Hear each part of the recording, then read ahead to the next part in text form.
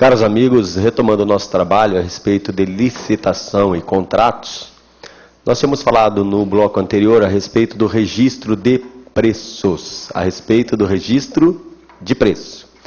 Tá? E naquela ocasião nós fizemos uma comparação, tá bem?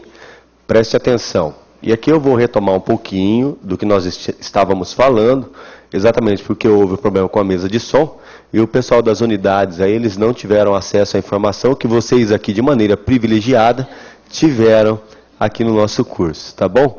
Inicialmente eu quero mandar um abraço para o pessoal de Londrina, a Francine de Londrina, também o pessoal, a Isabel, deixa eu dar uma olhada aqui só o nome para não errar, tá? A Isabel Angelim, também um abraço, Isabel. E eu quero mandar um abraço também a Daniele Calderoni, que está perguntando da nossa revisão, que nós vamos fazer amanhã pelo Twitter. A revisão será feita à noite. A revisão que é feita, e no caso será feita para concurso de escrevente, tá bem? Cuja prova é domingo aqui no estado de São Paulo. Nós vamos fazer uma revisão direcionada a isso, de direito administrativo. Então está confirmado, tá bom? E na sequência, quando nós falamos de registro de preço, preste atenção. O registro de preço nós fizemos só uma comparação. O que os alunos das unidades perderam foi só a explicação que eu fiz da comparação entre o registro de preço e o pregão. Foi exatamente isso. Por que eu estava afirmando naquele momento que o pregão ele é mais eficiente, ele é mais rápido, porque os licitantes, publicado o edital, os licitantes comparecem, eles pegam lá e trazem para o dia do pregão, que vai ser feito presencialmente, os envelopes, o envelope com a proposta comercial e o envelope com os documentos de habilitação. Todos se apresentam os documentos, tá bem? A proposta comercial, essa vai ser julgada. Julgada a proposta comercial, eu tenho o vencedor. Só depois de escolhido o vencedor é que eu analiso os documentos. Então, diferentemente da concorrência, não há necessidade de apreciação anterior de toda a documentação na fase de habilitação. Eu só analiso os documentos daquele que venceu. Então, o pregão é muito mais rápido. Se formos fazer o registro de preço para a compra desses bens, nós temos que adotar a concorrência. A concorrência ela é absolutamente burocrática, onde eu tenho que, antes de tudo, analisar a documentação de todos os licitantes. Para lá na frente escolher um só, para escolher um vencedor. Aqui no pregão, ele se tornou, levando em conta a sua eficiência, a sua agilidade e o menor custo, ele se tornou uma modalidade que tem grande preferência na administração pública. Só que sobre ele, fiquem tranquilos, sobre o pregão, nós vamos falar mais adiante, tá bom? Não. O registro de preço não é modalidade. É compras de bens comuns, bens corriqueiros. Tá? Então preste atenção. Registro de preços não é modalidade licitatória. O registro de preço é aquela tabela que vai ser utilizada para compras, mas uma tabela que é fruto de uma licitação, que é a concorrência. Tá bom? Então o registro de preço ela não é modalidade. Tá certo? Vamos resolver a questão que nós tínhamos ali parado para resolvermos. Vamos a ela então, por favor?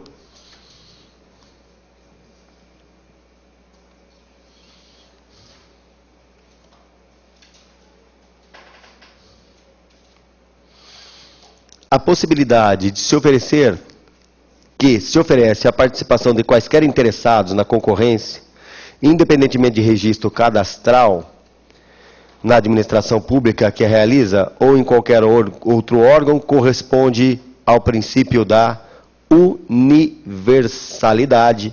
Portanto, a resposta que nós temos aí é a letra D. É a universalidade, que é a letra D. Voltemos ao material. Ali nós temos a ampla publicidade. Então, os avisos serão publicados. E nós temos aí só a anotaçãozinha daquele prazo que nós anotamos. Vocês se lembram? Prazo de 30 e o prazo de 45, que nós já anotamos na nossa lousa aqui. Agora nós vamos falar de outra modalidade, que é a modalidade de tomada de preços. Tomada de preços. A tomada de preço, inicialmente, ela é dirigida a pessoas cadastradas. Então, ela vai ser dirigida a quem está cadastrado. Então, a primeira coisa que a gente percebe, se ela é dirigida a quem está cadastrado, a princípio, ela não é universal.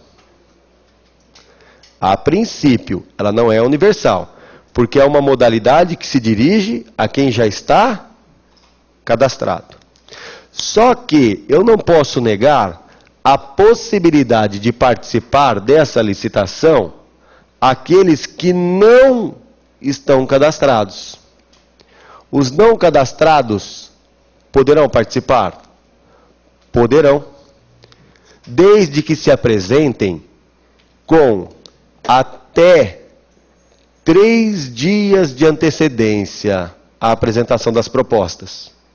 Então, tomada de preço é dirigida a quem está cadastrado, mas podem participar também quem? Os não cadastrados, desde que se apresente com antecedência mínima de 3 dias, antes da data apresentada para a apresentação das propostas, a data designada para as propostas. Só que a hora que ela se apresenta aqui, eles devem apresentar o quê? Os documentos para habilitação. Os documentos para habilitação. Então, mantenha no quadro para anotação, por favor.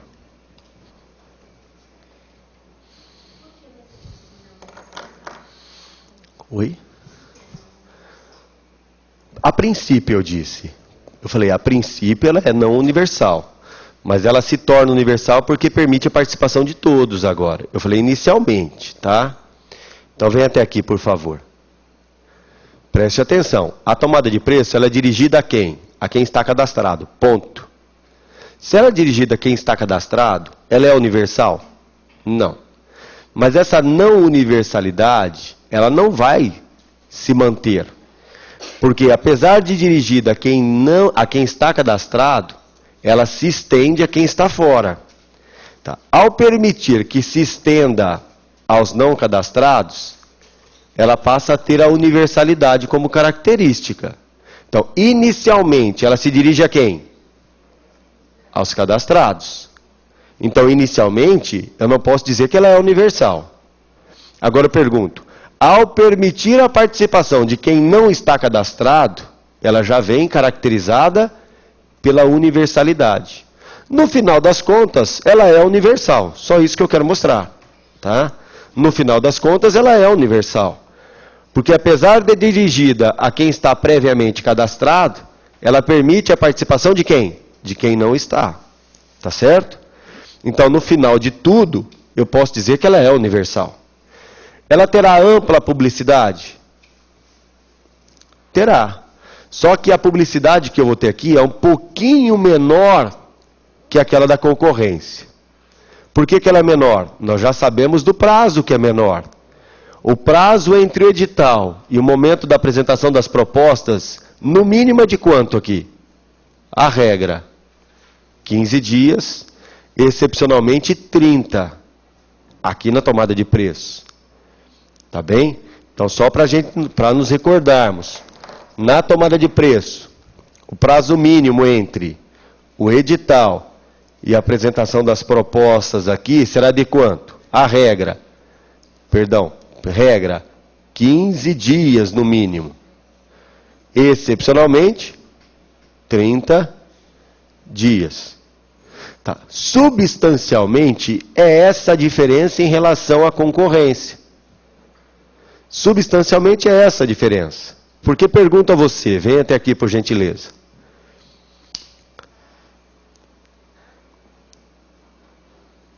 Pergunto a você, na tomada de preço, haverá fase de habilitação?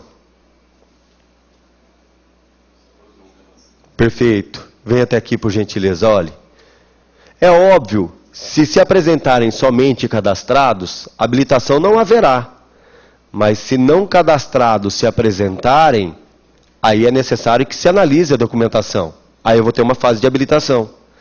Então, eu posso dizer que na tomada de preço é possível a habilitação? A fase de habilitação? Sim, desde que se apresente quem? Os não cadastrados. Tá bom? Então, pergunto. Ela se dirige a quem a tomada de preço? Ela se dirige aos cadastrados. Mas se estende também aos não cadastrados. Estes, para participarem, todavia, devem se apresentar com antecedência mínima de 3 dias.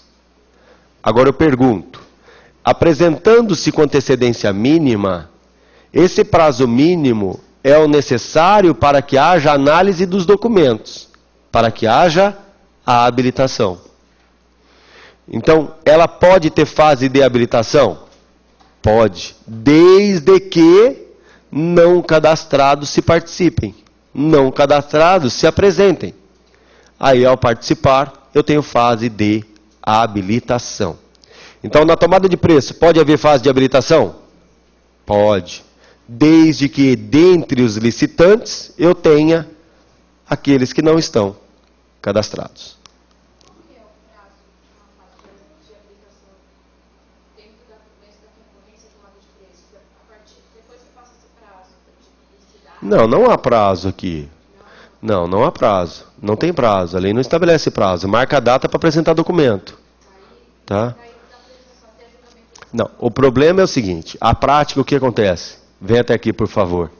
Na concorrência, marca-se a data para apresentação da documentação em um dado momento, julga-se os habilitados, depois marca outra data. A lei não estabelece. Tá? O problema é o número de licitantes. Dependendo do número de licitantes, eu preciso de maior prazo para analisar a documentação. Tá? Tudo depende do número de licitantes. Sim, obrigatoriamente. Então, aqui, sabe para que é? Por que eu tenho... Vem até aqui, a pergunta do colega é se o edital é aberto ao público, se ele é público, e por que há, então, o direcionamento aos cadastrados. Primeira coisa, o que se busca aqui é um procedimento licitatório menor, mais rápido. Esse é o objetivo. Então, olha o que faz a administração. Ela olha para o ano que vem, a administração pública, porque o cadastro vai ter prazo de 1 ano também. Ela olha para o ano que vem e fala, ó, eu vou precisar o ano que vem de fazer algumas obras.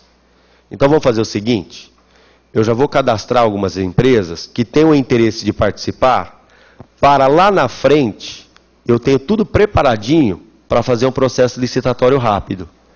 Cadastro as empresas, tenho o banco de dados tudo certinho, na hora que eu vou fazer a licitação, eu direciono a elas, a quem já está cadastrado. Qual o objetivo disso? De abreviar o processo licitatório. Mas ela abre também para o público, permitindo a participação de terceiros. Com qual objetivo? Obtenção da melhor proposta. Terceiro se apresenta, só que ele tem um prazo exíguo para apresentar a documentação. E analisada a documentação, e vamos para o mérito da licitação. O objetivo é, de fato, abreviar, é tornar mais rápido. Tá? Sim, sim. Hoje, provavelmente, sim. Tá? Hoje, provavelmente, essa comunicação é digital, além da publicação aberta ao público. Né? Tá?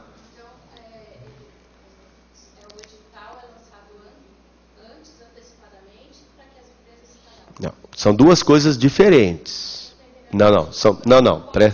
Não. Ou são duas coisas diferentes.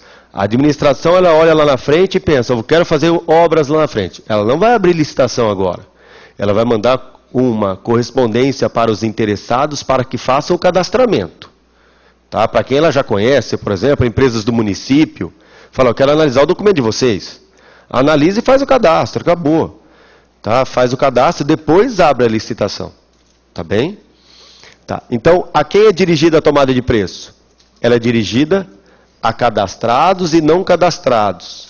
Agora, os não cadastrados poderão se apresentar com antecedência mínima de 3 dias. Tá bem? Antecedência mínima de 3 dias. Tá? E deverão apresentar a documentação. Esse prazo de 15 a 30 dias é publicou o edital, aí abre prazo para se inscrever, por exemplo? Sim. Publicou o edital. eu tenho o próximo ato a ser realizado aqui dentro. Qual que é o próximo ato na tomada de preço? É a data marcada para as propostas, porque aqui não tem habilitação. Então, o edital está aberto. Edital. Tomada de preço, qual é o próximo ato? Proposta. O edital está aberto para os licitantes cadastrados apresentarem a proposta, não tem habilitação.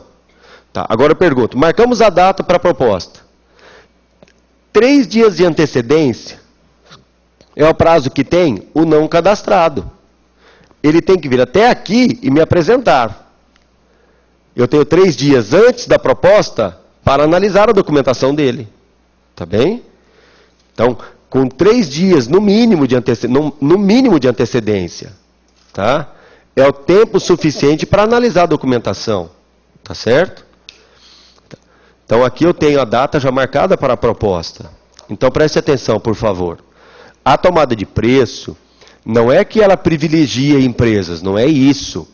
É que ela quer uma atuação mais rápida da administração. Esse é o objetivo. Então, a administração ela faz o cadastramento anterior.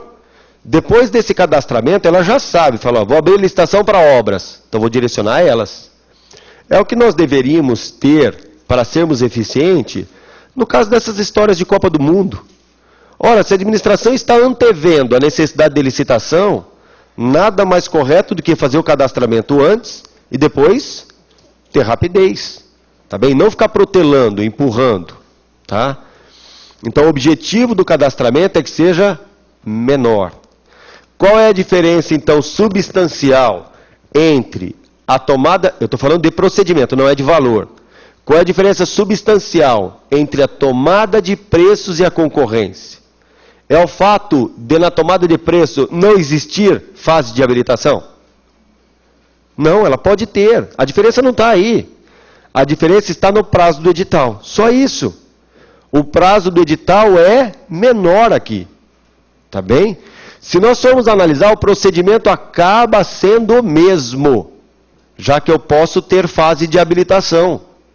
A diferença primordial no procedimento, não estou falando de valor, a diferença primordial está no prazo do edital, só isso. Tá bem? Porque em ambas eu posso ter habilitação. Então não posso dizer que a diferença é a habilitação, já que aqui eu posso ter. Tá? A diferença então vai estar no prazo do edital. Tá bem? O prazo de publicação. Teoricamente, esses habilitados durante esse prazo não podem deixar de preencher os requisitos e se tornarem inabilitados? Não, esse não é o pressuposto, né? De que ele está habilitado durante 1 ano, ele se mantém habilitado. Por isso que o prazo é curto, o prazo é de 1 ano do cadastro. Tá?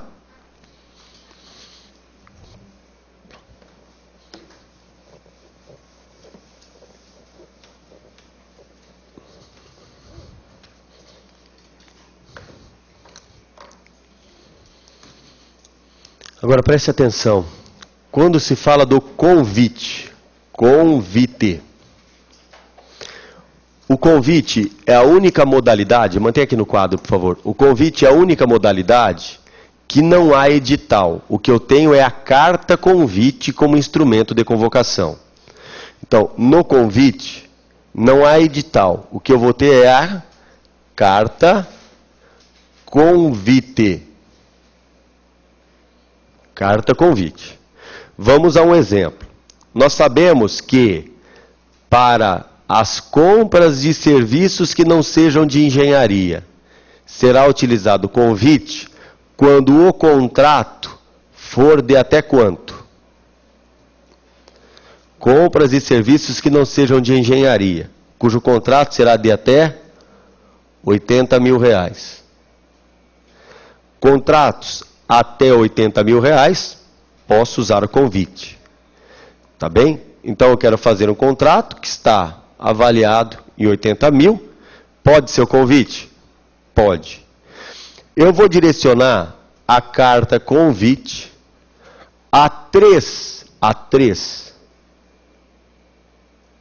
interessados, no mínimo. A 3 interessados, no mínimo. 3 interessados. Interessados que sejam do ramo do negócio. Ramo pertinente ao contrato. Necessariamente do ramo. Então, a quem é dirigida a carta convite? Há no mínimo 3 interessados do ramo pertinente. Tá. Esses interessados, esses que serão convidados, podem estar cadastrados ou não. Então, quem é que vai ser convidado? Convidado. Serão convidados aqueles que estão cadastrados ou não cadastrados.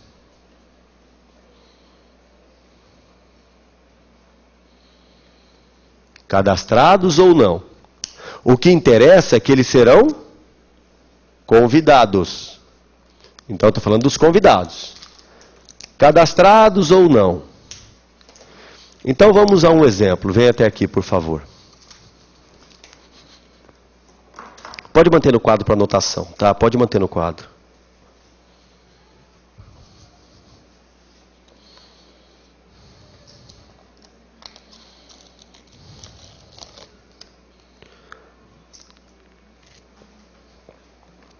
Agora vem até aqui. No convite, o que interessa é saber quem foi convidado. Ponto. Tá? Caberá à administração pública municipal, por exemplo, se vai fazer a substituição dos vidros das janelas das escolas. Então, nós vamos substituir os vidros. Então, eu quero fazer essa obra, substituição do vidro. Eu pego na junta comercial, como prefeito municipal, faço o levantamento das empresas do meu município que são do ramo pertinente. Faço o levantamento e tenho na mão a relação de empresas. Essas empresas podem estar cadastradas ou não na prefeitura. Eventualmente estão. Eu pego essas empresas e faço o convite. Há no mínimo quantas? No mínimo 3. Então, eu preciso convidar no mínimo 3. Sejam elas cadastradas ou não cadastradas. O que não me interessa. Agora, é óbvio que eu tenho convidados e terei também pessoas ou empresas que não foram convidados.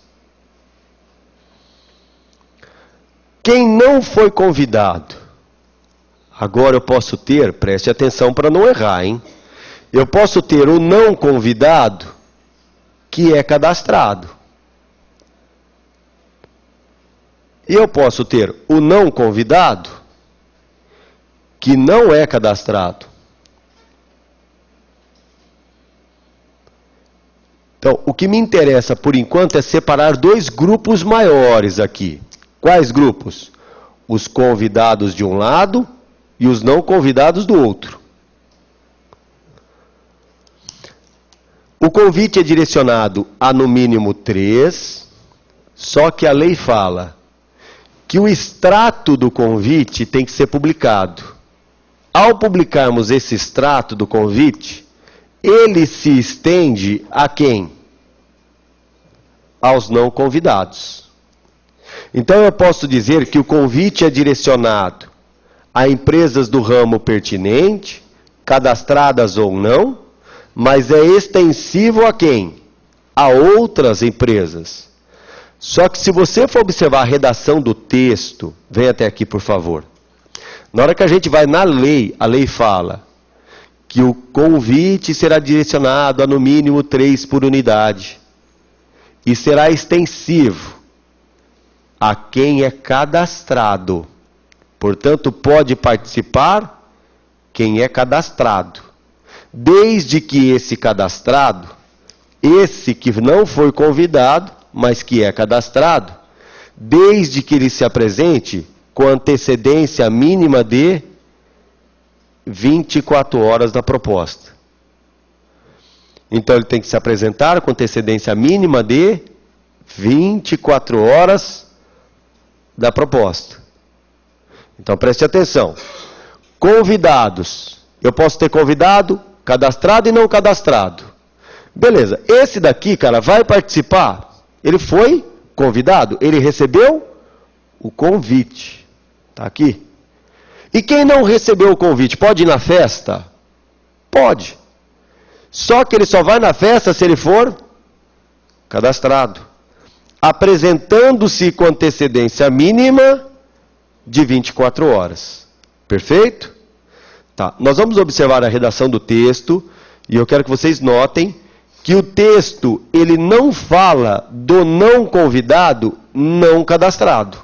Ele não fala. Então vamos ao material, por favor.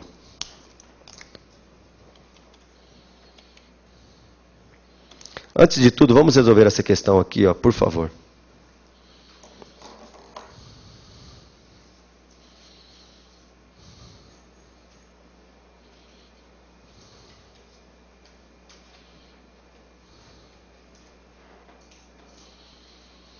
A tomada de preços é modalidade de licitação entre interessados devidamente cadastrados ou que atenderem a todas as condições exigidas para o cadastramento até o terceiro dia anterior à data do recebimento das propostas, observada a necessária qualificação. Certo ou errado?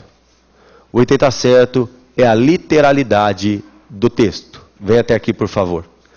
Portanto, na tomada de preço, quem é que vai participar? O cadastrado ou não cadastrado? Desde que este, o não cadastrado, se apresente com prazo mínimo de 3 dias. Vamos a uma outra questão, por favor.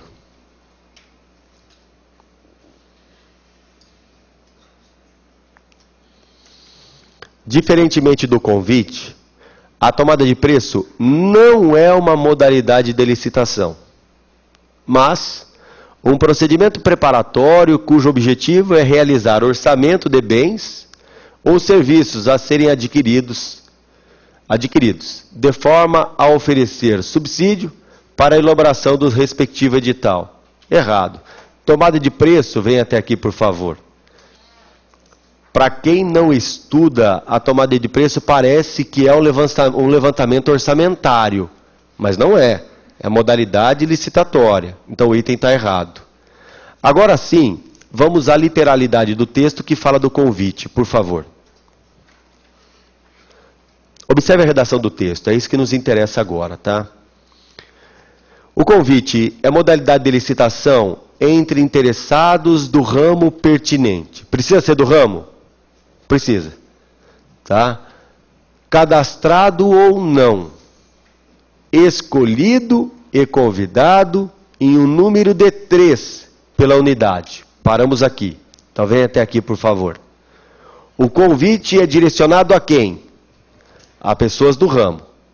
Serão convidados? Sim. Sejam eles cadastrados ou não cadastrados, podem ser convidados. Então, quem é convidado, não tem problema, pega o convite e se apresenta. Agora vamos à sequência, vamos ao material novamente, por favor. Agora na sequência, a qual fixará em local apropriado cópia do instrumento convocatório e o estenderá aos demais cadastrados, na correspondente especialidade, que manifestarem o interesse com antecedência de até 24 horas. Então, venha até aqui, por favor. O convite é direcionado a, no mínimo, 3, cadastrados ou não, e se estende aos não convidados, desde que cadastrados. E estes deverão se apresentar com antecedência mínima de 24 horas. Perfeito? Então, quem é que pode participar, apesar de não convidado? Os cadastrados. E esse cara aqui? Vem até aqui, por favor. Você não foi convidado e você não está cadastrado. Você pode participar? Pode? Pode. Olhando a letra da lei, parece que não pode. Mas pode. Por que que pode? Pergunto.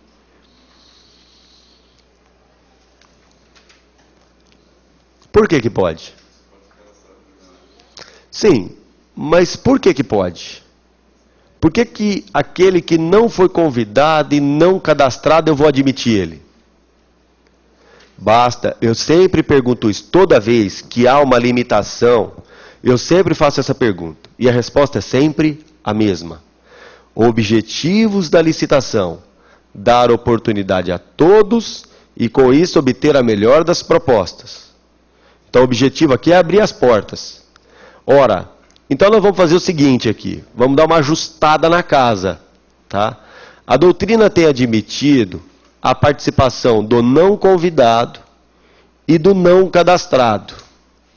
Mas qual é o prazo que ele deve se apresentar?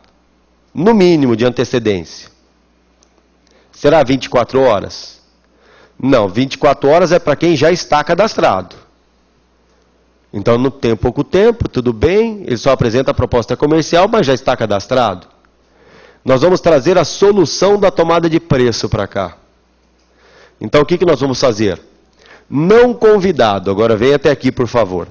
Não convidado, mas que está cadastrado, antecedência mínima de 24 horas. Não convidado e não cadastrado, antecedência mínima de 3 dias. Tá bom? Então nós estamos trazendo a solução da tomada de preço só para que tenhamos mais licitantes. Então, observe. Não convidados e cadastrados, 24 horas de antecedência, está na lei. Não convidados e não cadastrados, não está na lei, mas a doutrina tem admitido, desde que se dê o prazo de 3 dias de antecedência. A mesma solução da tomada de preços. Se formos fazer uma comparação, vamos ao material para compararmos, por gentileza? Ali nós vamos ter licitantes cadastrados e convidados. Então não tem problema. Teremos ainda cadastrados e não convidados. Qual é o prazo que esse cadastrado e não convidado deve se apresentar? 24 horas. Teremos o não cadastrado, todavia, convidado. Está tudo em ordem. Só que eu tenho o extremo, o não cadastrado e não convidado. Então são essas as soluções com as quais nós vamos nos deparar. É o que nós anotamos na lousa aqui, tá? Não fiquem preocupados. É a anotação da lousa que está ali. Vamos trazer a solução. Os não cadastrados e não convidados deverão se apresentar com antecedência mínima de 3 dias. E os cadastrados e não convidados com antecedência de 24 horas. Tá bom? Então todos podem participar. Tá certo? Então vem até aqui, por favor. Diante de tudo isso, qual é a condição necessária para participar da licitação na modalidade convite? É ser cadastrado? Não. É ser convidado? Não. A única condição que a gente vê que é intangível, insuperável e sempre exigida, qual é? Que seja ele do ramo pertinente ao objeto do contrato. Não, até 3 dias antes. Não. Perfeito. Conta-se 3 dias de maneira regressiva, né? De maneira regressiva a gente conta os 3 dias, tá? Até 3 dias no mínimo de antecedência, né? Tá, agora vem até aqui, por favor. Vamos complicar nossa vida, né? Precisamos. Quantos caras eu preciso para fazer a licitação na modalidade convite? Obrigado. Está aqui, ó. 3. Preciso convidar 3. Então vamos convidar 3. Convites. Eu quero convidar 3. Vou encaminhar convites então para quem? Para 1, 2 e 3. Mandei o convite para 3. Beleza? Tranquilo.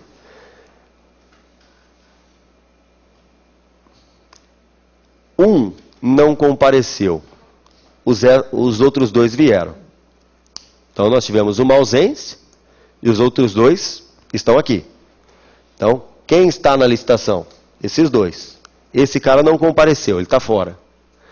Posso prosseguir com 2 licitantes? Tá. O que a lei fala? A lei diz que, se não houver número suficiente, o mínimo exigido pela lei, primeira solução que eu tenho, eu preciso emitir um novo convite. Essa é a solução. Vou expedir um novo convite para que eu tenha o número de 3. Então, vou emitir um novo convite. O novo convite vai ser emitido, aí eu vou ter um outro, que é o 4º convidado. A cada novo convite expedido, eu tenho que expedir um outro. Então, quantos convites eu tenho como necessários aqui para chegar ao número de 3? 1, e expedir um. A cada novo convite expedido, a lei fala que eu tenho que expedir um outro. Esse é o novo e esse é o outro. A cada novo convite expedido, eu tenho que expedir outro. Por que é necessário isso? Se eu expeço um único convite, se o 4º não comparecer, eu continuo com o mesmo problema. Então, a cada novo convite, eu expeço um outro. Isso chama repetição do convite. Tá bem? A cada novo convite, expeço um outro. Tá. Essa é uma primeira solução. Agora, comparecem 2. Eu posso prosseguir? Vou anotar aqui em cima que é melhor, tá? Só comparecem os 2. Qual é a primeira solução? Emitir um convite. E emitindo um, eu tenho que expedir outro. Mas posso, por ausência de empresas no mercado, prosseguir somente com as 2? Posso. Eu posso prosseguir desde que haja justificativa. Com justificativa, eu posso prosseguir. Aí eu tenho a sequência da licitação. Aí a licitação na modalidade convite, ela prossegue. Tá bom? Então a licitação segue na modalidade convite. Eu não substituo a modalidade. Eu não deixo de ter o convite para ter outra. Segue na modalidade convite.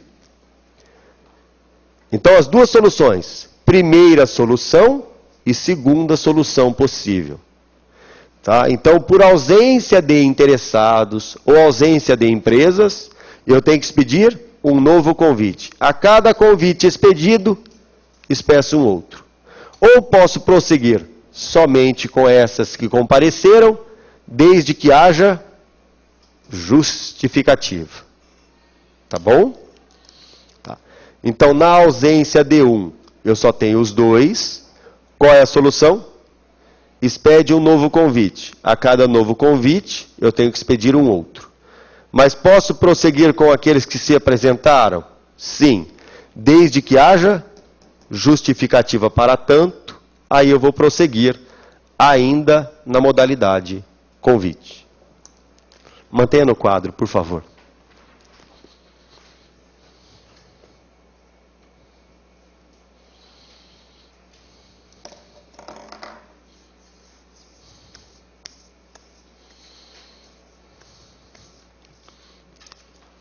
Agora vamos ao material, por gentileza. É o que eu tenho, a solução que eu tenho no artigo 22, parágrafo 7º.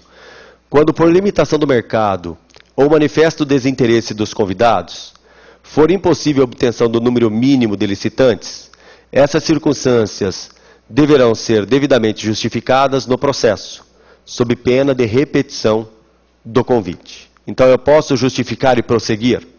Posso. Caso não justifique, eu tenho que repetir o convite. Tá bem? Então venha até aqui, por favor. Não, tem uma regra. Não é que há, tem que ser uma justificativa plausível. A ausência de empresas do ramo pertinente, além das 2 que se apresentaram. Não é qualquer justificativa.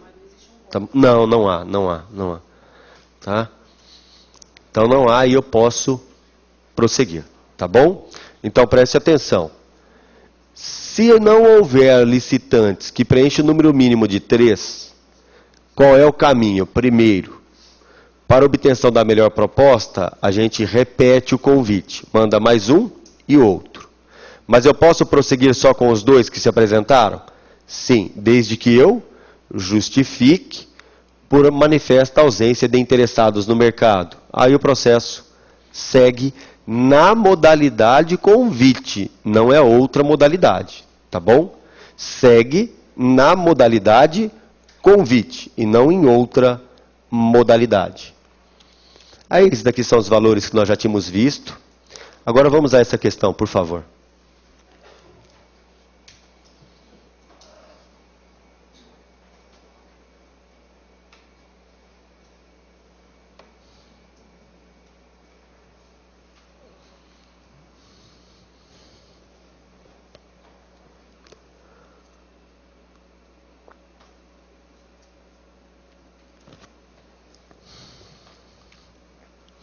Convite é uma modalidade de licitação entre interessados do ramo pertinente e o seu objeto, devidamente cadastrados, escolhidos e convidados, e um número mínimo de 2. Errado é no número mínimo de 3. Então o item aí está errado. A próxima, e sem errar.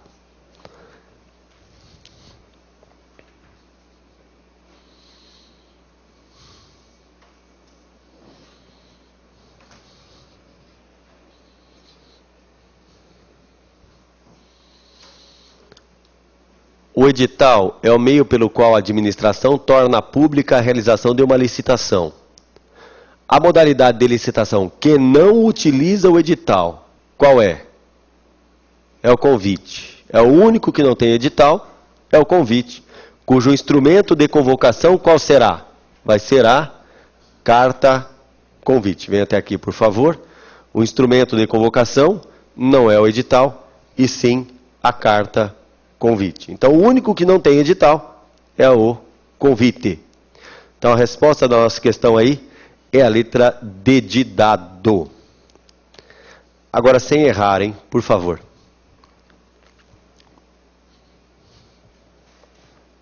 Leiam com calma.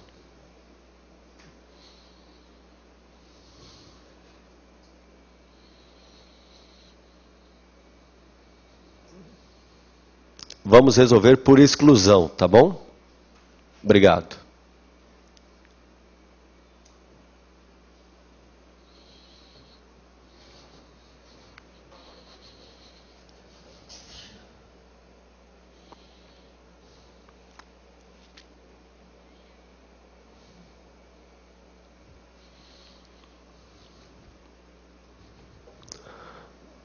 Então vamos lá. De acordo com a lei, os interessados em participar de uma licitação na modalidade convite. 2 pontos. Como regra, são convidados em número mínimo de 3 pela unidade administrativa? Parece que é isso. Vamos dar uma olhada no resto. Letra B. Não precisam ser necessariamente do ramo? Ou a única condição necessária qual é? Vem até aqui, por favor. Até aqui. Precisam ser cadastrados? Não. Cadastrados ou não. Precisam ser convidados? Não. Convidados e não convidados. A única coisa que é necessária é que sejam do ramo pertinente ao objeto do contrato. Tá? Então vamos lá. A questão, por favor. Letra B. Não precisam ser necessariamente do ramo pertinente ao objeto? Errado. Necessitam ser do ramo. Letra C. Devem ser previamente cadastrados? Podem ser cadastrados ou não. Letra D. Não poderão participar os cadastrados na correspondente especialidade, ainda que manifestem interesse até 24 horas antes da apresentação das propostas? Então venha até aqui, por favor. Os não convidados, mas que estão cadastrados, podem participar? Sim, desde que se apresente com antecedência de 24 horas. E aí está falando que não pode. Voltamos à questão, por favor. Agora a letra E. São convocados obrigatoriamente por meio de publicação do edital na imprensa oficial? Errado. São convocados por meio da carta convite Portanto, a resposta é a letra A. Da nossa questão, a resposta aí é a letra A.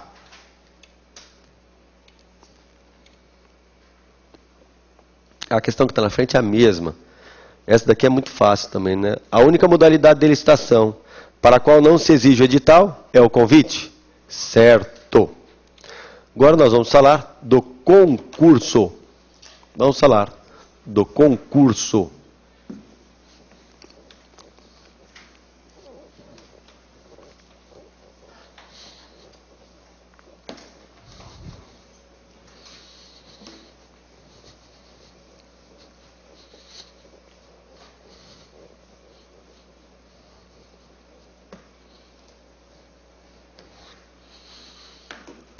Então vem até aqui, por favor. Concurso. Primeira coisa que interessa no concurso é assinalarmos que é a modalidade dirigida para um trabalho intelectual. É uma modalidade dirigida para um trabalho de natureza intelectual. Ora, se é trabalho de natureza intelectual, é óbvio que a modalidade é o concurso, mas o tipo qual é? Técnica, obrigatoriamente. Então, se ele é intelectual, o tipo vai ser a melhor técnica. Melhor técnica. Então, para os trabalhos intelectuais, nós vamos ter técnica. A pergunta que faço é: o concurso, ele é dotado de universalidade?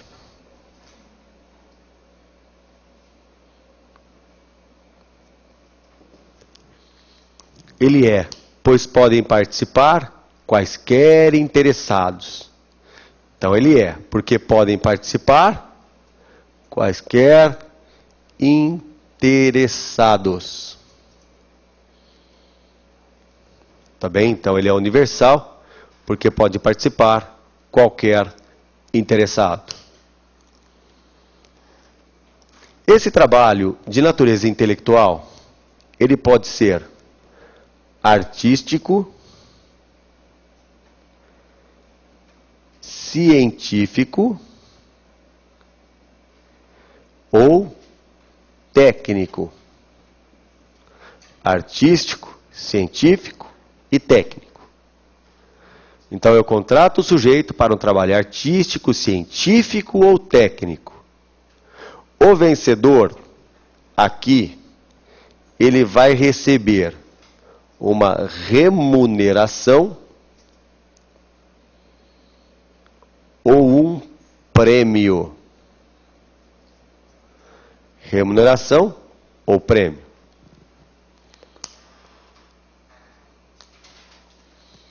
Remuneração ou prêmio. Mantenha no quadro, por favor.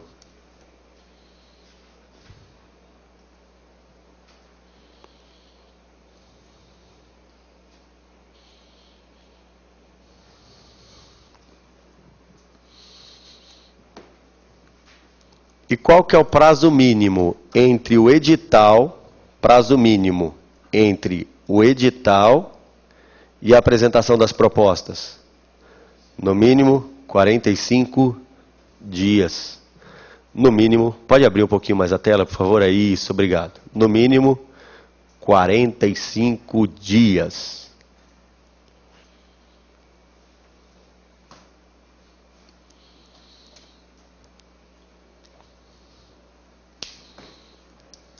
Agora vem até aqui, por gentileza. O critério de avaliação deve estar definido no edital? Sim, deve estar definido no edital. O edital, ele deve trazer o regulamento do concurso? Precisa? Olha a pergunta. O critério tem que estar no edital.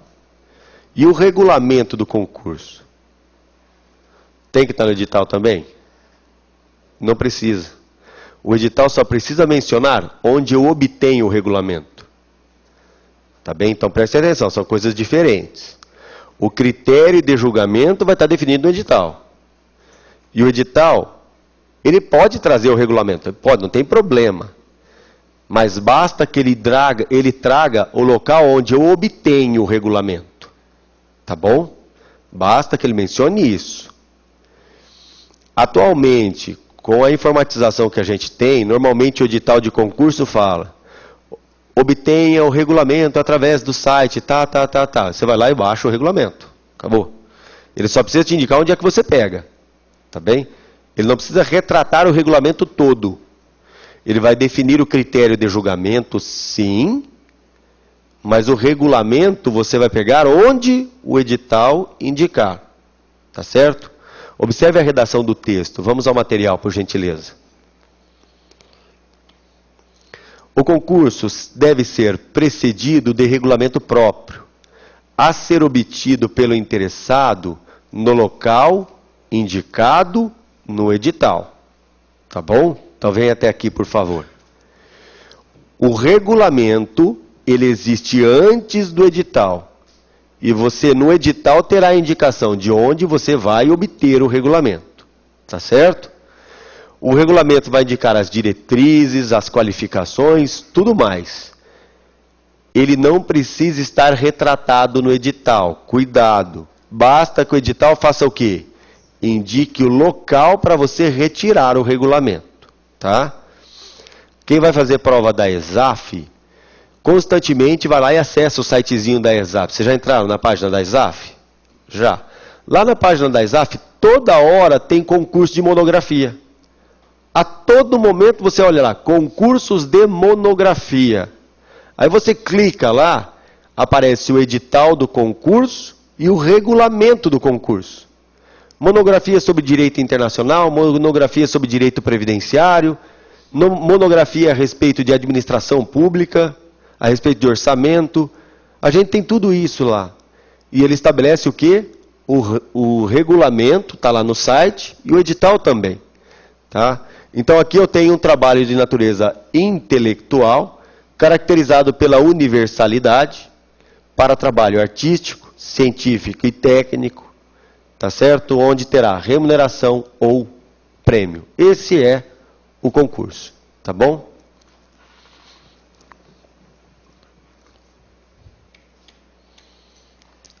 Vamos à questão, por favor.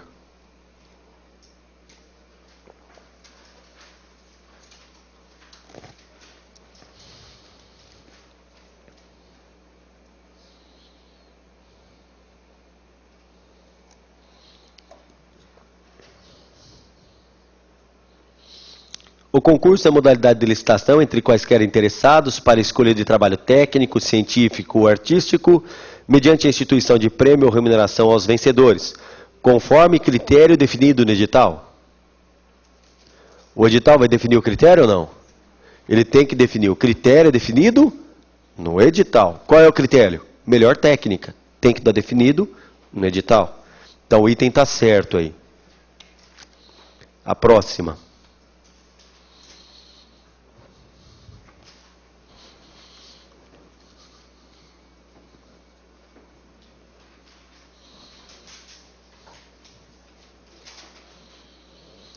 O convite é a modalidade de licitação entre interessados do ramo pertinente ao objeto a ser licitado, cadastrados ou não, escolhidos e convidados em um número de 3, no mínimo, pela unidade administrativa, devendo, na impossibilidade de obtenção do número mínimo de licitantes, a administração eleger outra modalidade para a realização do ato.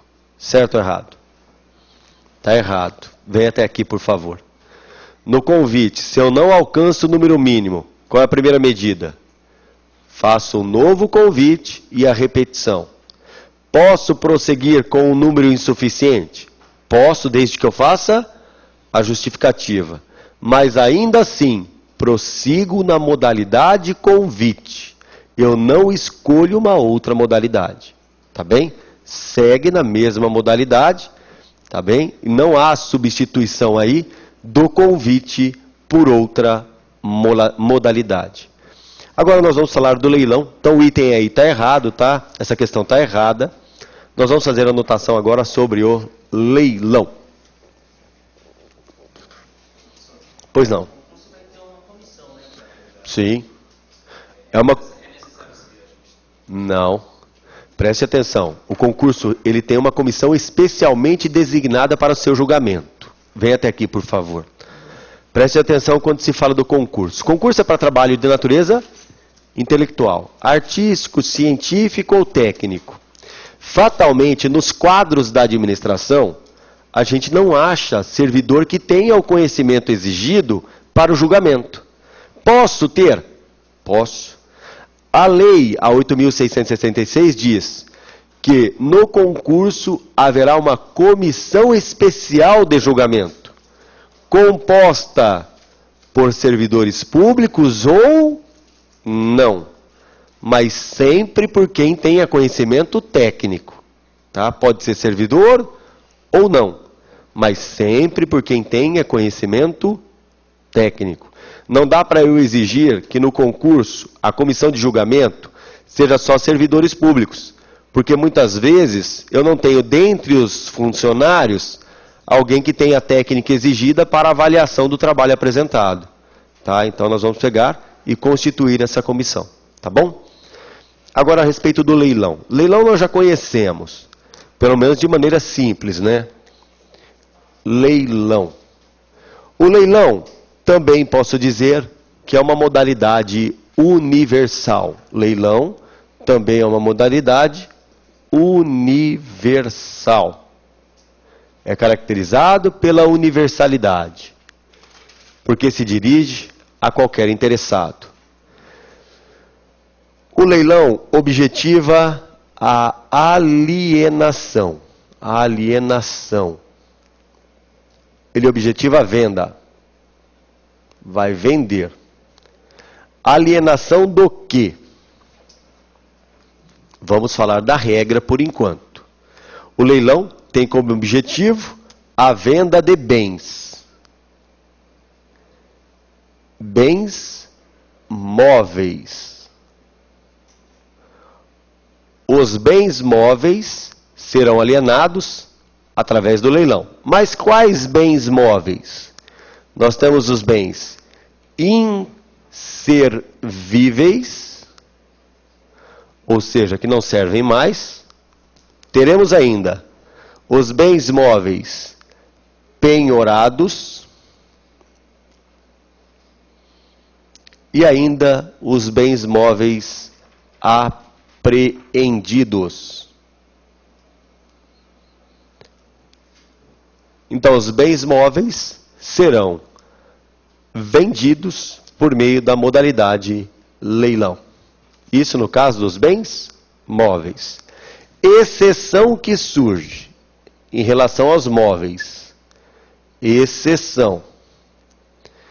Quando esses bens móveis forem avaliados e a avaliação for superior a 650 mil, neste caso, a modalidade a ser adotada será a concorrência. Então, olhe, o leilão é para a venda de bens móveis. Essa é a regra. Quando, todavia, avaliados, isolado ou globalmente, e o valor for superior a 650, obrigatoriamente a concorrência. Aí não há opção. Obrigatoriamente a concorrência. Não. Não tem outra modalidade. Vendeu bens móveis, modalidade de leilão. Abaixo disso daqui, leilão. Acima disso, concorrência. Só que nós temos outra realidade com a qual a gente já sabe, com a qual a gente já trabalhou. Vamos agora a uma situação que já é excepcional. O leilão, ele serve, leilão, ele serve para a venda de bens imóveis. bens imóveis. Ele serve para a venda de bens imóveis. Quais bens imóveis? Nós já sabemos que tem ingressado através de dação em pagamento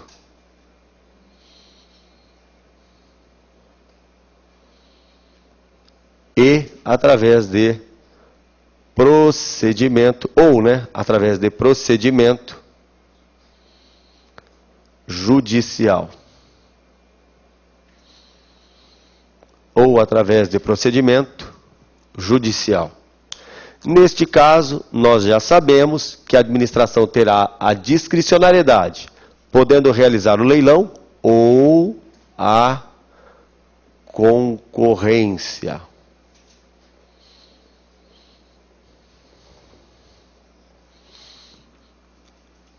Ou a concorrência. Tem um pouco de dificuldade de entender para venda uma concorrência. Para venda. Sim. É o mesmo procedimento. Mesma coisa. A pergunta da colega, vem até aqui, por favor. É a concorrência para vender. Tá. Pergunto a vocês, posso publicar uma concorrência pelo maior lance? Posso. Publico a concorrência para vender o imóvel tal e será escolhido o vencedor, aquele que apresentar o maior lance. Concorrência. A concorrência, não se esqueça, ela serve para todo tipo de contrato, para obras, para serviços, para vendas, para compras. Ela é geral, tá? Então a concorrência é a modalidade geral, como também é geral a tomada de preço e o convite. Servem para tudo. É óbvio que na hora que fala de venda de bens móveis, aí a modalidade é leilão. Para a venda de bens imóveis é a concorrência, tá? Então ela pode ser utilizada para venda, sim, não tem problema. Pode falar.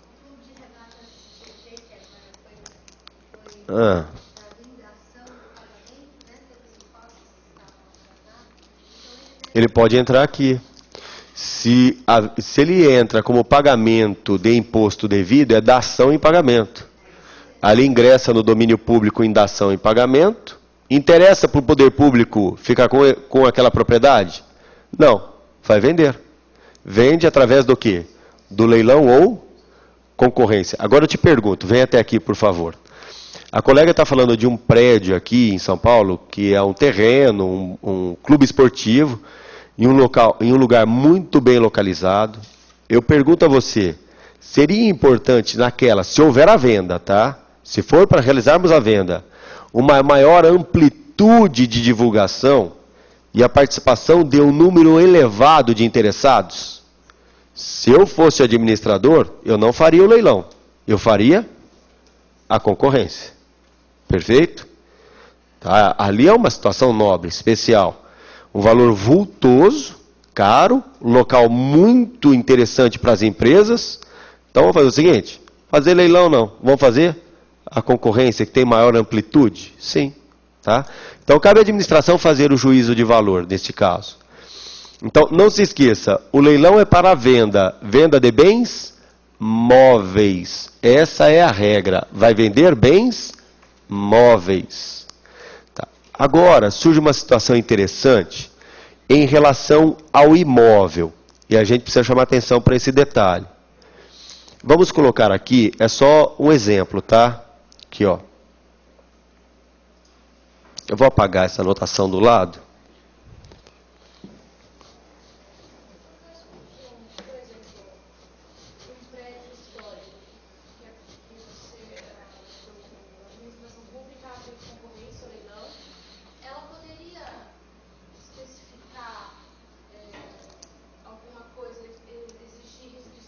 Sim, sim. Preste atenção. Prédios históricos há o que chama de tombamento. O tombamento já é uma restrição. Eu limito, não pode exatamente onde nós estamos. Aqui onde nós estamos. Tá? Para quem não conhece, tá? A unidade central do Damásio, que é aqui na Praça aqui na Liberdade, onde nós estamos, na capital de São Paulo, esse é um prédio que ele é preservado. A fachada dele não pode ser tocada. há uma limitação grandiosa para se mexer na estrutura, não pode, tá bem? Mas ele é um prédio privado, mas ele tem restrição. Agora eu pergunto, pensemos que o prédio fosse público, poderia ser vendido? Poderia, não tem problema. Vendemos o prédio, se fosse público, a gente vende, e o adquirente, ele tem que respeitar as limitações. Do mesmo modo que a limitação pode recair sobre minha casa. São coisas diferentes. Tá? Então eu tenho uma casa. Vamos pensar que eu tenho uma casa em Ouro Preto. Tá bem? Uma casa em Ouro Preto, que por um acaso foi a casa de fundição em Ouro Preto. Onde naquela época fazia fundição de ouro e só saía dali para ir para o Império através da casa de fundição. Mas a casa hoje é minha. Penso, é um prédio histórico? É importante que se estabeleça uma restrição proibindo ali que se mexa na fachada? Apesar de ser uma propriedade privada, o poder público vai lá e cria condição. Acabou, não pode mexer. Agora, e se for um prédio público, pode criar restrição? Pode criar. Mesmo que tenha restrição que sobre ele recaia, a administração pode vendê-lo. E o adquirente deverá respeitar a restrição sobre esse prédio. Como eu, na minha casa de fundição, também tenho que respeitar. Tá? Então, isso daí não é impedimento. Tá bem? O fato de haver limitação ao direito de propriedade não impede a venda pelo poder público. Não impede. Quem vai adquirir, adquire com a restrição. E deve respeitar a restrição. Tá bom? Agora observe aqui. Há uma situação em relação ao imóvel que chama muita atenção. Pensemos, aqui nós vamos a uma situação drástica, hein? Tá? Eu vou fazer isso daqui, ó. Esse é o seu prédio. Esse aqui é seu, propriedade privada, seu prédio. A administração, ela vem e desapropria o prédio do lado. Desapropriou aqui. Então, era particular, a administração foi lá e desapropriou. Só que ela desapropriou para fazer uma obra aqui. Então, a propriedade era privada, o poder público falou, desaproprio, eu quero fazer uma obra aqui. E ele vai lá e faz a obra. Mas na hora que ele faz a obra, terminada ela, a obra só ocupou parte do terreno. Ficou uma outra parte daquele terreno que fora desapropriado, ficou para a administração sem utilidade. Não tem utilidade para ela isso daqui. Tá bom? Tá. Fatalmente, de tão pequeno que é isso daqui, não se mostra interessante para um terceiro. Então, você não compraria esse terreno, porque ele é para você comercialmente imprestável. Não serve para nada. Não dá para construir nada aqui. Ele se mostra interessante para quem? Para você. Você tem um imóvel lindeiro. Não é que seu imóvel é lindo, não. É que ele é limítrofe a outro imóvel. Então você tem um imóvel lindeiro. Você pode comprar esse imóvel e fatalmente, se for analisar no município, o único que vai ter interesse em adquirir vai ser você. Pergunto, vem até aqui, por favor. A administração vai fazer licitação? Não vai. Inclusive, a lei proíbe que ela faça licitação. Aqui ela vai vender diretamente, desde que, preste atenção, esse imóvel, hoje, o valor de hoje, não ultrapasse a R$40 mil. Esse é o valor estabelecido na lei, desde que não exceda a 40 mil. Neste caso, o adquirente será você e vai comprar através de um procedimento que chama licitação É dispensável, é isso? Essa é dispensada, não é dispensável. É uma licitação dispensada, não é dispensável. É o que está no artigo 17 da lei. Pois não.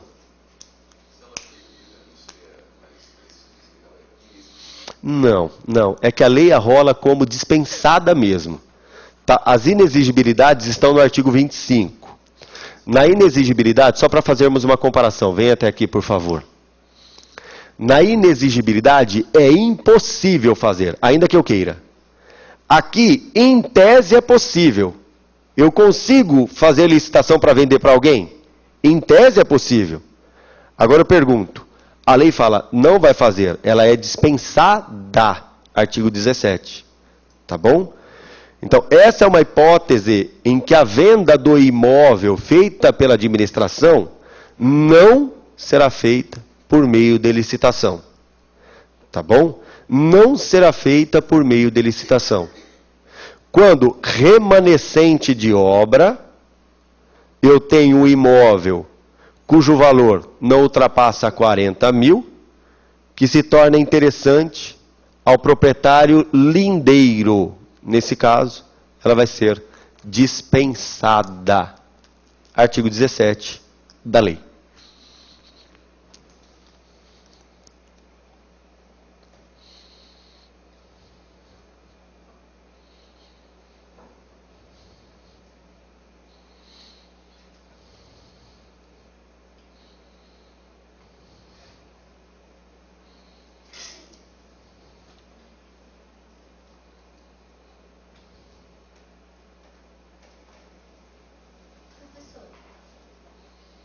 Só um minutinho, só, por favor.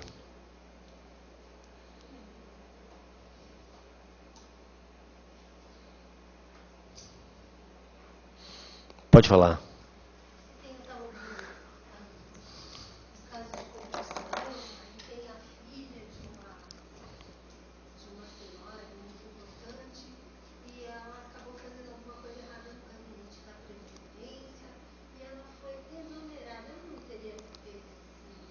Demitida, você fala? Vem até aqui, por favor.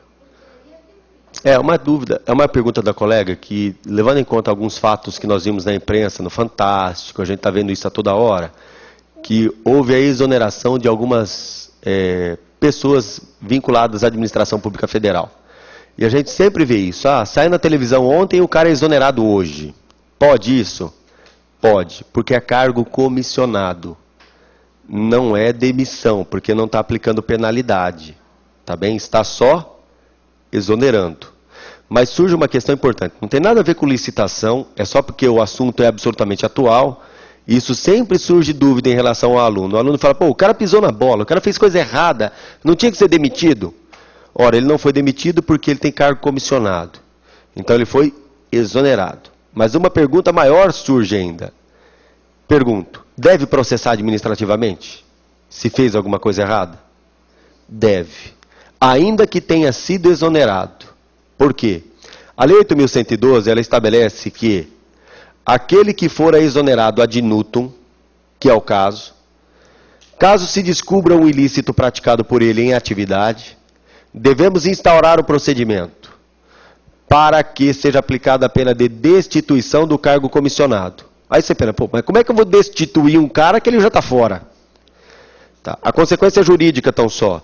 Lá na frente, se ele for condenado e for de fato destituído do cargo comissionado, aquela exoneração que ocorreu lá atrás, ela é convertida em destituição.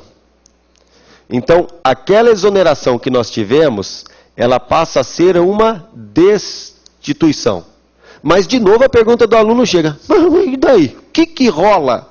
Exoneração ou destituição? Mas qual que é a diferença? O cara já está fora. A diferença é que a destituição, por atos gravosos, proíbe o retorno ao serviço público. Não pode voltar. É esse o maior reflexo. Então, preste atenção. Quem tem cargo comissionado, como é esse caso que nós estamos vendo, se pisou na bola, normalmente a autoridade nomeante, ela não quer ficar com esse abacaxi na mão. Ela fala, eu preciso desse cara longe de mim, senão vai respingar em mim. Primeira medida, exonera o cara. Só que exonera, parece que já foi aplicada a pena. E normalmente, infelizmente, a administração não processa essas pessoas administrativamente. Porque parece que a exoneração resolveu. Administrativamente, penalmente processa sim. Só que tem que processar administrativamente? Tem. O processo caminha. Se for condenado, vai ser condenado à destituição do cargo comissionado. Aí você me pergunta, ora, vou destituir o cara que já saiu? Não, o objetivo é só uma coisa. Dar àquela exoneração que ocorreu lá atrás um caráter punitivo. Ela será convertida em destituição. Mas, de novo, a pergunta do aluno, mas o que rola? Vai mudar de exoneração para destituição. E daí? E daí que a destituição proíbe o retorno ao serviço público. Aí tem esse reflexo que é importante. Tá? Então, houve exoneração no caso, porque era cargo comissionado. Tá? Todo dia. Perfeito. É demissão. Perfeito. Pois não. Pode, não tem problema. Pode. Por isso que é importante, a pergunta da colega é, numa situação dessa, se só é exonerado, pode prestar concurso? Pode. Por isso que é importante a destituição declarada que impede o retorno. Por isso. Perfeito. Tá. Tá. Exatamente isso. A condenação judicial, caso ocorra e caso a pena seja superior a 2 anos, ela já produz efeito jurídico de impedir o retorno. Mas aí eu tenho condição, é necessário que seja acima de 2 anos, tá? É uma consequência da sentença penal. Mas é importante que a administração tome a cautela e faça isso. Tá bem?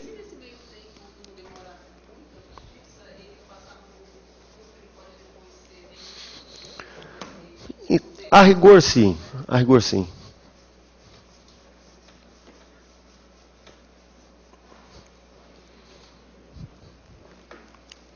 Agora vamos colocar aqui a contratação direta, tá bem? Deixa eu só ver se tem algumas questões para a gente resolver.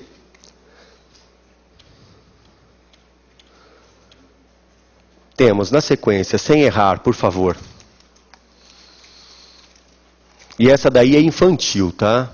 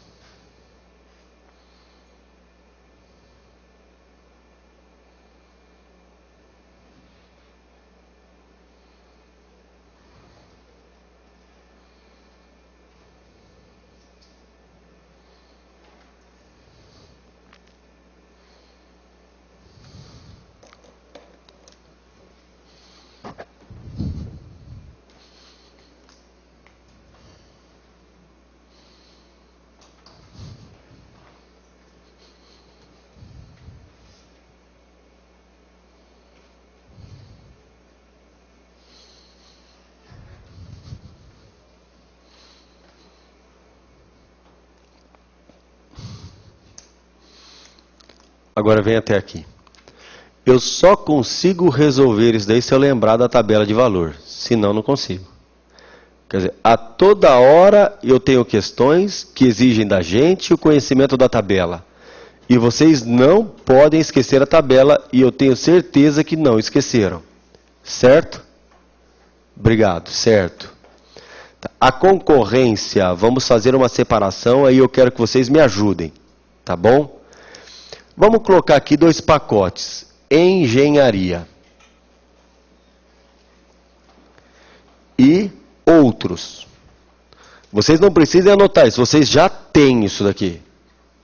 Tá bom? Que eu tenho outros.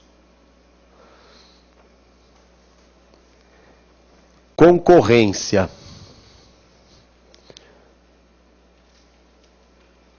Qual o valor da concorrência no caso de engenharia? Mais de 1.500.000. Qual é o valor da concorrência nos outros?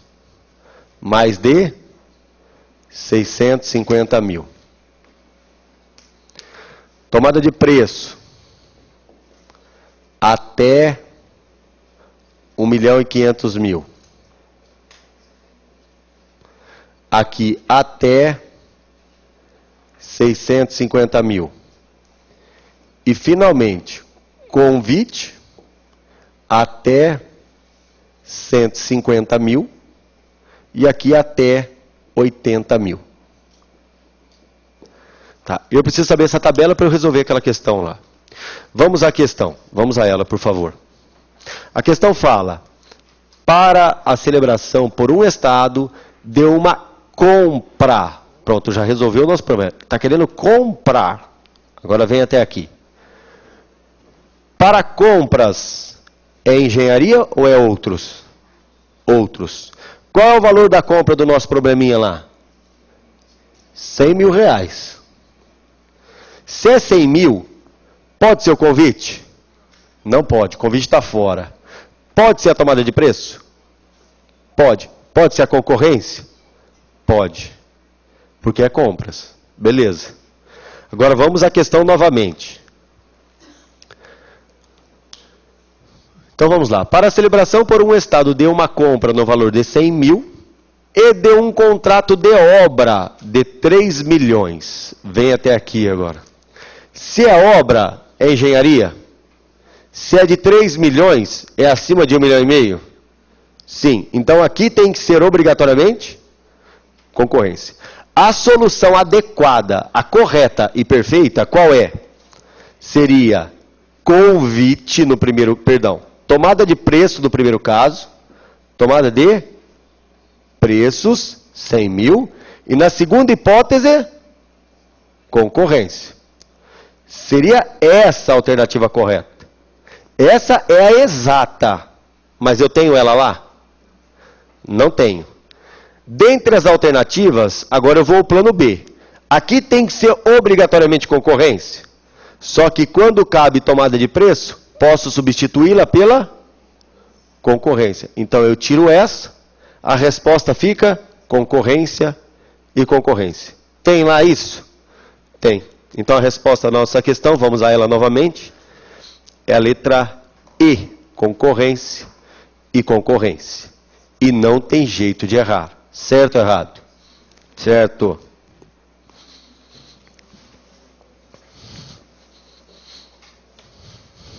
Depois eu apago.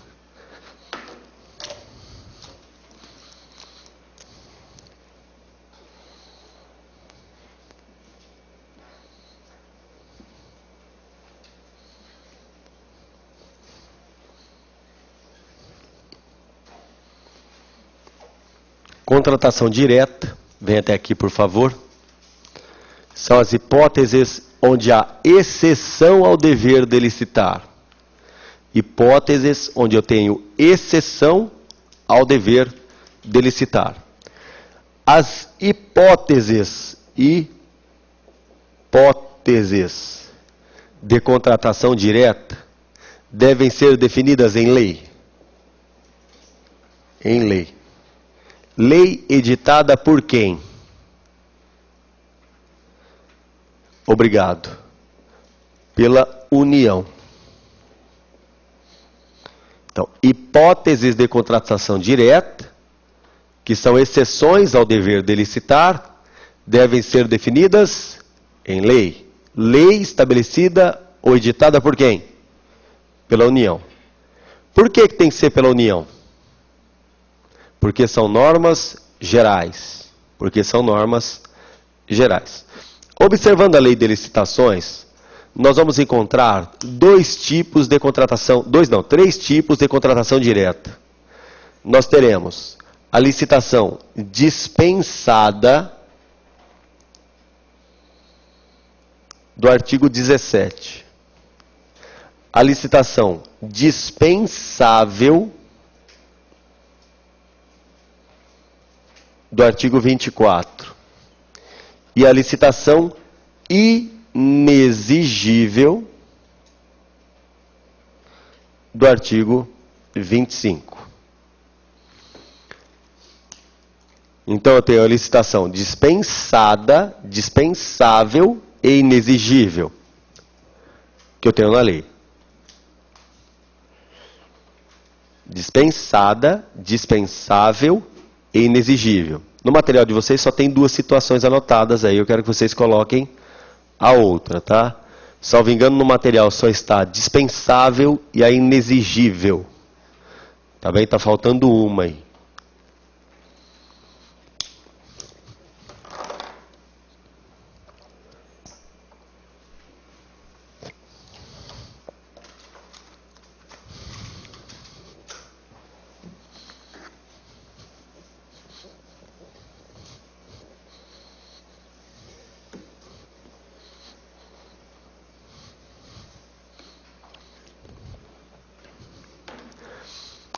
Tá, tem algumas coisas que nos interessam. De acordo com a doutrina, quando se fala em licitação dispensada, a licitação ela é proibida, tá bem? Então ela é vedada. Quando fala que a licitação é dispensável, ela é possível. Quando se fala de licitação inexigível, ela é impossível. Então, tem 3 situações bem diferentes. Licitação vedada, possível e impossível. Tá? Então, onde é que vai aparecer a palavra pode nessa história toda aqui? Aqui. Pode. Tá bem? Pode. Então eu tenho as 3 modalidades de contratação direta. Vamos nos ocupar primeiro dessas 2 que são as 2 mais cobradas. A dispensável, do artigo 24, e a inexigível, do artigo 25.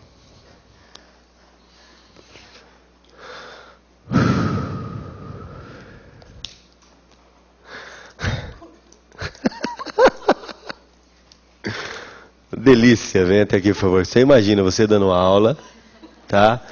Todo alegre e retumbante, e você escuta o aluno fazendo assim.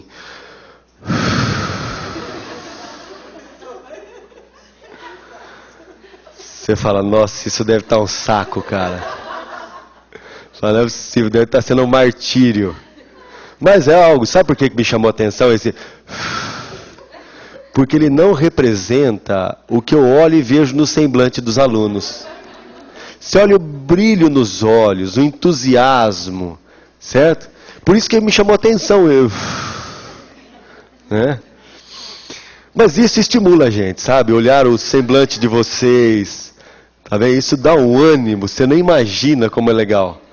Tratando de licitação. Uma delícia, certo ou errado? Certo, tá bem? Quando se fala de licitação dispensável, primeira conclusão a que chegamos é de que aqui há uma opção do legislador. É ele que fez a opção. Ele falou, neste caso, se eu for analisar, o administrador pode fazer a licitação. Mas eu falo para ele, não precisa. Não precisa. Então, na licitação dispensável, por opção de quem? Minha, sua, do prefeito ou da lei? Da lei. Opção legal. Não é uma opção legal, é uma opção prevista na lei. Tá? É uma opção legal. Por opção, o legislador veio e falou, aqui você pode dispensar. Ora, se eu posso dispensar, é porque ela, antes de tudo, é viável. É porque ela, antes de tudo, é possível. Então, a licitação aqui, nesse caso, ela é viável. Ela é possível. Mas o legislador me falou, você pode. Eu posso, como administrador, fazer o quê? Eu posso licitar? Posso? Ou posso não licitar? Então, o legislador me deu essa opção. Ora, se isso é fruto de opção legal, a licitação dispensável só é possível nas hipóteses taxativamente previstas na lei.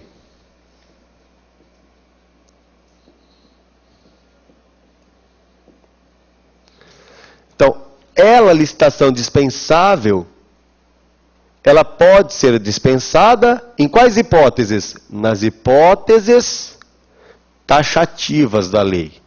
Então, a lei ela traz um rol ali fechado, não é um rol exemplificativo, é um rol taxativo. Mantenha no quadro, por favor.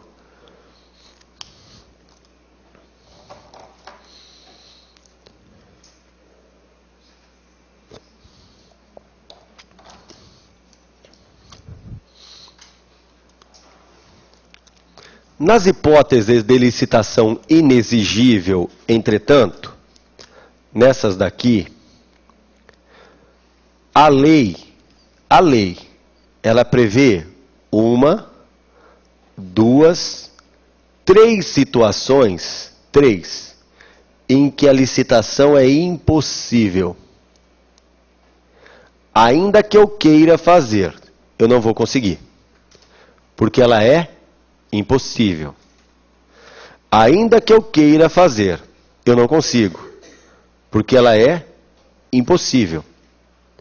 Então, eu posso dizer que na inexigibilidade há uma situação de inviabilidade. Então, é inviável, inviabilidade. É impossível. E o legislador prevê quantas situações? 3. Agora eu pergunto, a relação é fechada? Ele prevê 3.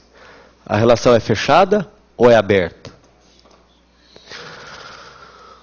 Agora sou eu, tá?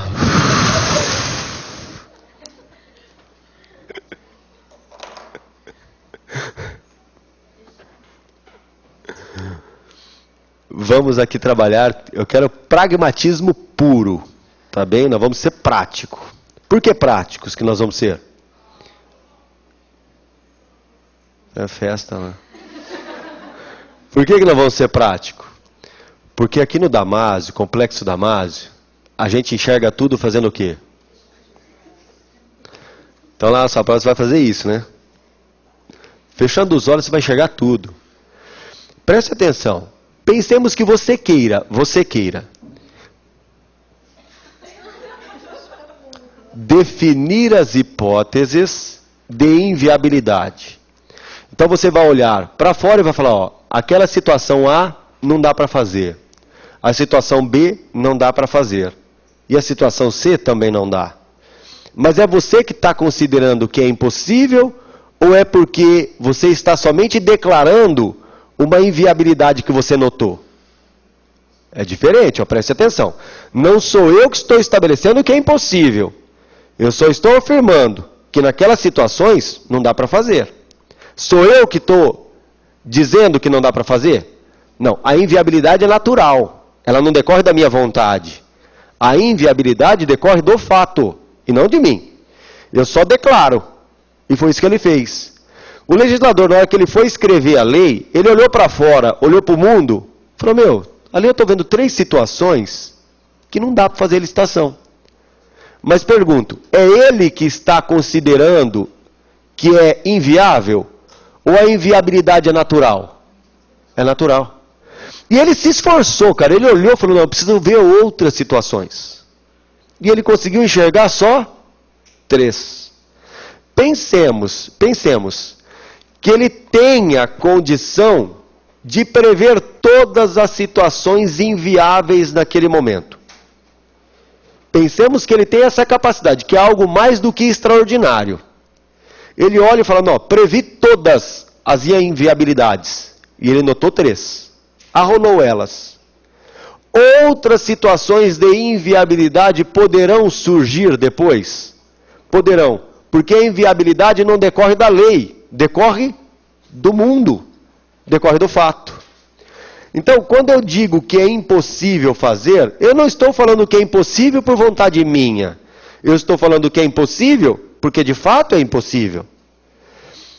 Quando o legislador criou a lei, ele não conseguiu, por mais extraordinário que tenha sido, antever todas as situações de inviabilidade. Se tivesse conseguido isso e fechado a relação naquele momento, não poderia dizer ele que outras não surgiriam, que poderiam surgir. Então, nas hipóteses de inviabilidade, ele arrola 3, mas outras podem existir. Então, o rol de hipóteses de inexigibilidade é um rol aberto. Ele é exemplificativo. Então, a relação de inexigibilidade é exemplificativa. A relação de licitação dispensável é uma relação taxativa, fechada. Tá bem? Então, inexigibilidade, o rol é exemplificativo, o rol é aberto. Dispensável, o rol é fechado. Porque decorre de uma opção do legislador aqui. E aqui embaixo não. Tá bom? Beleza? Agora pensemos que você seja prefeito municipal de uma cidadezinha do interior. Cidade do interior, prefeitão, comemoração de 100 anos da cidade. Você fala, meu, puta evento legal pra caramba, 100 anos da cidade. Eu vou trazer um time de futebol para apresentar-se aqui no meu município no dia do aniversário. Só que eu quero espetáculo. Eu quero um futebol bem jogado. Eu quero o time campeão da Libertadores e invicto. Tem jeito de escolher? Só tem um. Só tem um. Pergunto, vai fazer licitação? Não dá para fazer.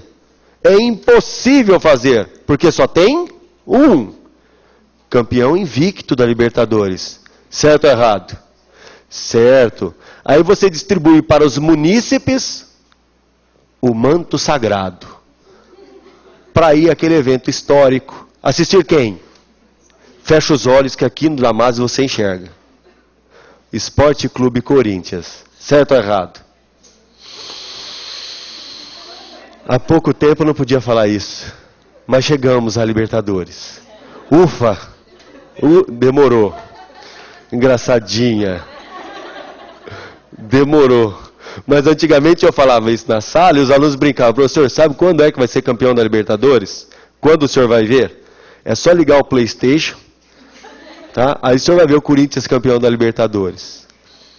Minha gente, agradeço a atenção de todos, especialmente dos alunos que estão aqui presentes, pelo toda essa alegria, essa retumbância e também o... E um abraço a todos os nossos alunos das unidades, nosso Brasil todo. E não se esqueça, venha até aqui perto, por favor. A sua aprovação é certa, é inequívoca. Por quê? O primeiro passo você já deu. E é o passo mais importante. Qual é esse passo? É estar conosco aqui no Complexo Damásio. Um abraço.